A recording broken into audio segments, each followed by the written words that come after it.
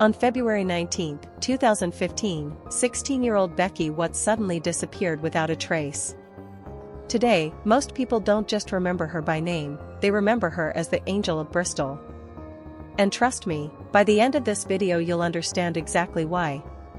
Honestly, even I struggled while putting this story together.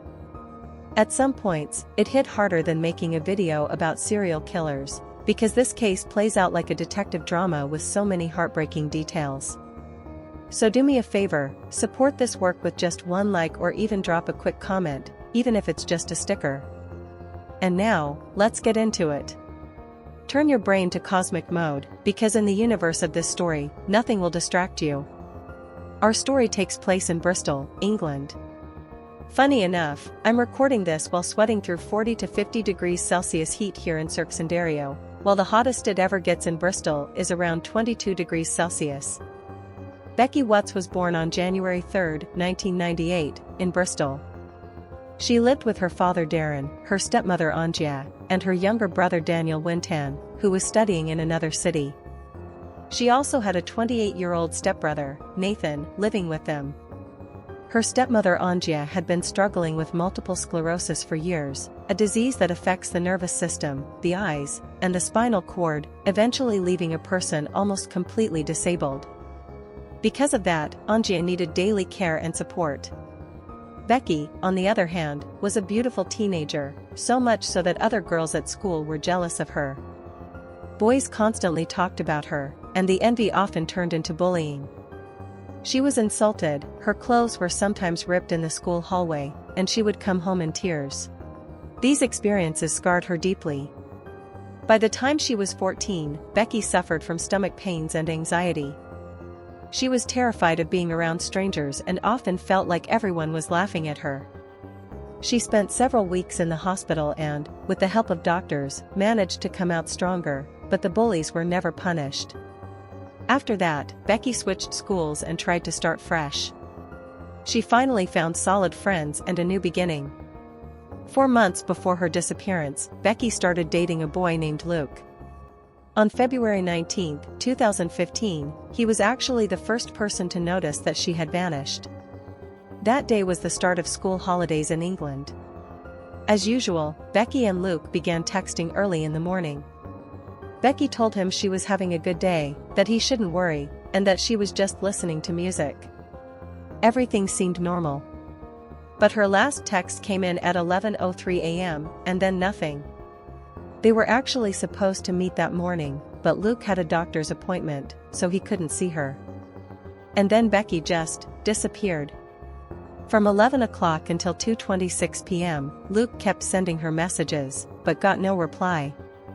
He thought maybe she had fallen asleep or her phone had died. But by 5 p.m., real worry kicked in.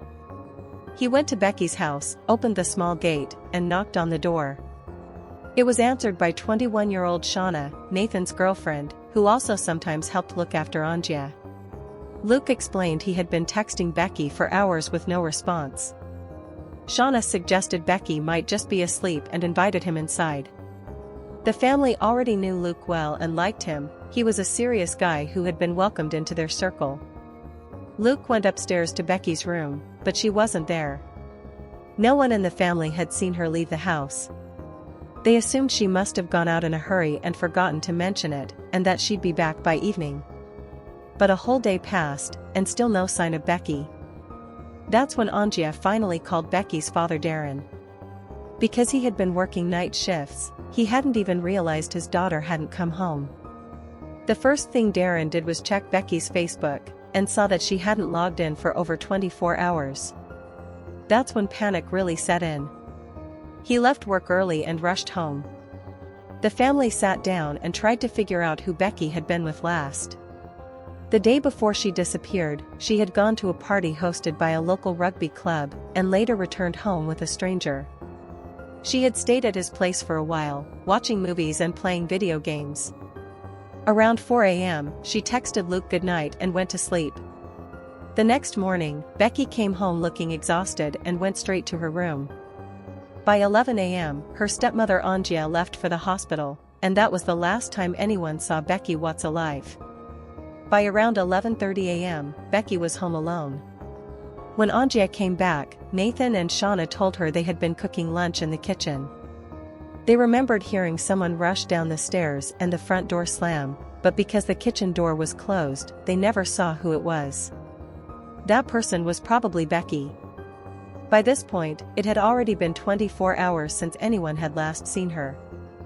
And honestly, this part still shocks me. A 16-year-old girl doesn't come home at night, and by the next day, her family still doesn't raise the alarm?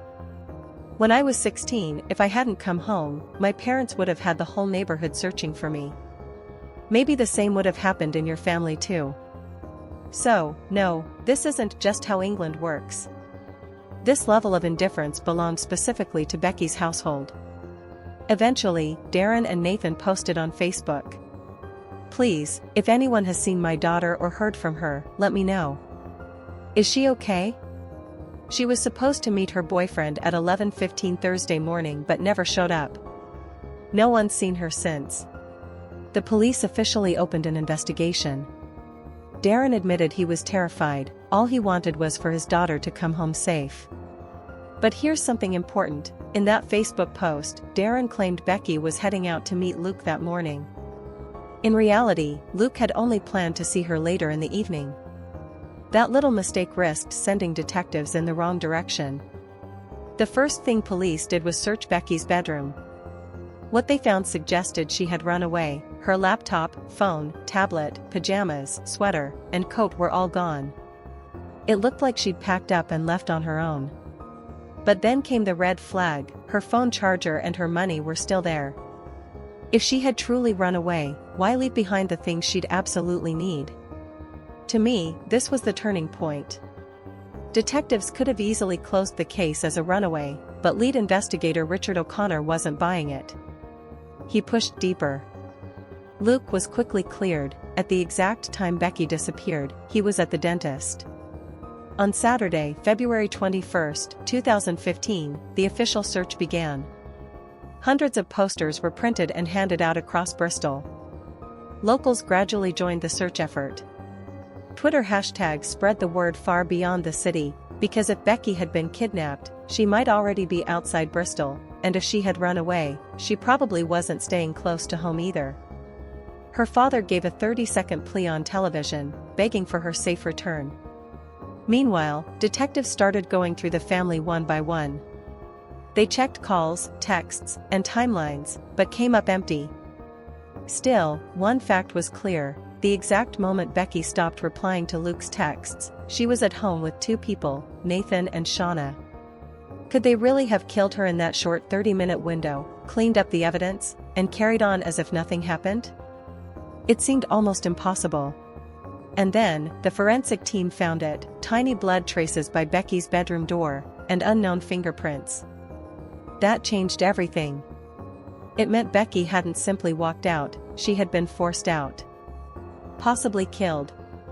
And if strange fingerprints were in the house, then someone else had been inside that day. But how had Nathan and Shauna not heard anything? Why were they acting so indifferent? Those were the questions tormenting investigators. On February 26, 2015, 5 days into the search, and a full week since Becky's disappearance, lead detective Richard O'Connor decided to pay Nathan and Shauna a visit at their home. Without their cooperation, the case was going nowhere. The house looked ordinary from the outside, but once officers stepped in, they were stunned. The hallway was jam-packed with random items, the kitchen had furniture stacked in it, clutter was everywhere. Even a mattress had been dumped on the staircase for no clear reason. When Richard asked Nathan why the house was in such chaos, he explained that he collected things from a local recycling center, bought them cheap, and resold them in Bristol. But lately, he admitted, the stuff had just piled up and gotten out of control. Inside the house, the search continued. Detective Richard stepped into the bathroom. The left side was messy, but the right side? Spotless, almost like it had just been scrubbed down. And we know bathrooms are often a killer's favorite place, because it's the easiest spot to wash away evidence. That day, only Nathan and Shauna were brought in for questioning. Not as official suspects, just for routine statements. The questions were simple. What exactly happened between 11 o'clock and 12 o'clock on the day Becky disappeared?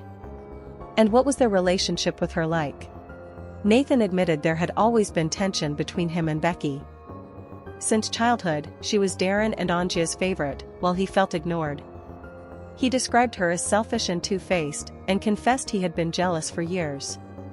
Even as adults, they barely spoke, just polite greetings in the same house. Shauna, on the other hand, painted a very different picture, describing Becky as sweet, kind, and always willing to help. Their stories about the day Becky vanished were nearly identical, word for word. They arrived around 11:30, went straight into the kitchen, heard someone rushing down the stairs, then the front door. But they never saw Becky herself. Here's what's strange, the whole city was mobilized, searching for Becky. Flyers, posters, forest searches, volunteer patrols, but neither Nathan nor Shauna lifted a finger. They didn't hand out flyers. They didn't join searches. Nothing. Almost like they already knew the search would be pointless. Investigators took their fingerprints and compared them with the ones found near Becky's bedroom door. The results were damning. The bloody fingerprint matched Nathan. They were arrested. Still, their parents accused police of making a serious mistake, saying detectives just wanted someone to blame. In custody, Nathan and Shauna denied everything. Detectives begged them to reveal where Becky was, insisting there was still a chance she could be alive if she had been injured and kept somewhere. Nathan stayed silent. Shauna simply repeated, "I don't know where Becky is." Search warrants were executed. Forensics scoured the house, and though they found blood traces, it didn't belong to Becky. Investigators switched tactics, time for pressure. "Listen, Nathan," they told him, "we've already found bloodstains in your house." And on March 2, 2015, under pressure, Nathan finally broke. His confession changed everything. "My name is Nathan Matthews, born January 9, 1987. I accept responsibility for the death of Becky Watts. On February 19, 2015, I went to her house with my girlfriend, Shauna. In my car, I had a large bag containing handcuffs, tape, and a mask. My plan was to kidnap Becky, to teach her a lesson. I thought she was selfish, and that her behavior toward my mother was harming her health. Using a spare key my mom had left in a box, we entered the house. Shauna went outside to smoke, while I pulled items from the bag and knocked on Becky's bedroom door. She opened it. I was wearing the mask. She fought back, and during the struggle the mask slipped. She saw my face. I panicked, and strangled her. Then I packed everything into the bag, including Becky. I took her phone, tablet, laptop, shoes, and some clothes, loading it all into my car. I came back inside, waited until Shauna entered the kitchen, then closed the door loudly so it would seem like Becky had just walked out. I waited until Shauna went to stay at Angia's for a few days. Then I dismembered Becky's body, placed the remains into bags, and hid them in the garden shed. Later, I transported them with 2 other people, but I won't reveal their names. This statement was prepared by my lawyer. I've read it, and I confirm it's true. Shauna had no knowledge of Becky's death or the disposal of the body. If she had, she would have gone to the police. Apart from this statement, I will exercise my right to remain silent. This confession officially cleared Shauna of direct involvement in the killing. Immediately, detectives rushed to the address Nathan mentioned that day. The investigators knew exactly what they were about to find, and they prepared themselves for it. Inside a small shed, several trash bags were scattered across the floor. One officer opened a bag, and inside was Becky's hand. Other bags were sent to the hospital for forensic testing. Inside, police discovered Becky's remains, packed with salt and chemicals meant to mask the smell. Her cause of death, strangulation. Becky's body showed more than 40 injuries, clear signs that she had fought desperately for her life. Which meant one thing, even if Shauna hadn't physically killed Becky, there was no way she hadn't known what was happening. You can't murder someone like that in silence, Becky would have screamed, and Shauna would have heard. Soon, Nathan's accomplices were also identified, James Ireland and Carl Demetrius. 4 days after the killing, on the night of February 23, 2015, Nathan called them for help. Using a van, they transported the bags to a garden shed. Nathan promised them £10,000 for the job. James, Carl, and Shauna were arrested as Nathan's co-conspirators. Meanwhile, Becky's family organized a memorial in her honor. On April 17, 2015, her funeral was held. Thousands of people came to Bristol to say goodbye to the 16-year-old girl whose face had filled the news for weeks. The entire city mourned. Streets filled with people following Becky's coffin to its final resting place. The atmosphere was indescribable. Images of her grieving father were broadcast across the country. People wore shirts that read, "Always in our hearts, Becky Watts." Through tears, Becky's father Darren said, "Becky has left a huge hole in our lives. She touched the hearts of the nation. We all loved you so much, and we know you're watching over us now.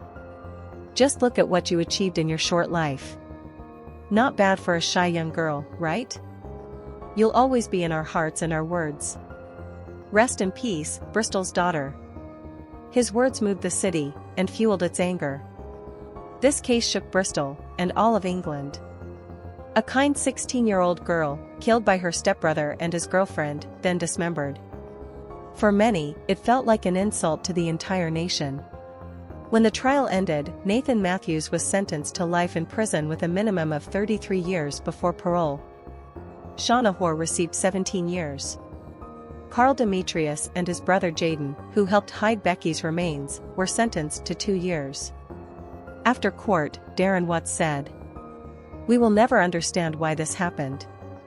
The cold-hearted cruelty of those responsible can never be forgiven, and their crime will never be forgotten. This violence devastated not just our family, but the entire country. Living with the consequences feels harder than death itself. Every time I close my eyes, I see Becky's murder play out again. I hear her screams. I see the terror in her eyes as she realized they wouldn't stop, and she was about to die. I wake up drenched in sweat, shaking. These thoughts are destroying me." Becky's stepmother, Angia, who was already gravely ill, said, "The only thing I wanted before I die was to stand with my son at Becky's grave and ask him why he did this. I will never forgive him. But no matter what, I am still his real mother. I want him to know that I'm sick, that I may not have much time left, and that I leave this world with unbearable pain in my heart." Today, in Becky's memory, a special bench has been placed in Bristol, known as the Angel of Bristol. This story left a permanent scar on the city, and on everyone who heard it. What do you think about this tragedy? Share your thoughts in the comments. Take care of yourselves. Until next time, goodbye.